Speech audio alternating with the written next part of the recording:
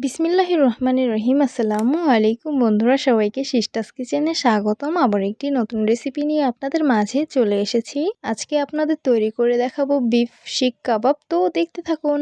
প্রথমে আমি এখানে কিছু বাটা মশলার উপকরণ নিয়েছি। প্রথমেই আমি কাঁচামরিচ বেটে নিয়েছি, জয়ফল জয়ত্রী জিরা বাটা নিয়েছি, তারপর ভাজা জিরা গুঁড়ো নিয়েছি, স্বাদ মতো লবণ নিয়েছি, বিলাতি ধনিয়া পাতা বাটা নিয়েছি, পরিমাণ মতন হলুদ মরিচের গুঁড়ো নিয়েছি, পরিমাণ মতন পেঁয়াজ বাটা নিয়েছি, পরিমাণ মতন চিলি ফ্লেক্স নিয়েছি, পরিমাণ মতন আদা রসুন বাটা নিয়েছি, সামান্য পরিমাণ সরিষার তেল নিয়ে সবকিছু খুব ভালোভাবে মেখে নিতে হবে। মশলাগুলো সুন্দরভাবে মেখে নিয়েছি। ধুয়ে রেখেছিলাম গরুর মাংস, সেগুলো এখন দিয়ে দিব। তারপর হাতের সাহায্যে খুব ভালোভাবে মেখে নিতে হবে। মাংস থেকে আলাদা একটা ফ্লেভার না আসা পর্যন্ত মাংসগুলো আমি মাখবো।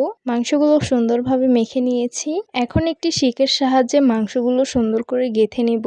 এইভাবে আমি সবগুলো গেঁথে নিয়েছি। যেহেতু আমি মাটির চুলায় রান্না করি, রান্নার শেষে আমি এইভাবে শিক কাবাব তৈরি করে নিচ্ছি। কাবাবটা কয়লার আগুনে দিয়ে এপাশ ওপাশ ঘুরিয়ে নিলেই কিন্তু কাবাবটা তৈরি হয়ে যাবে। এই কাবাবটা তৈরি করতে 5-10 মিনিট সময় লাগে। গরম গরম তৈরি করে নিলাম বিফ শিক কাবাব। দেখতে খুবই লোভনীয় লাগছে, খেতে কিন্তু খুবই সুস্বাদু হয়েছে।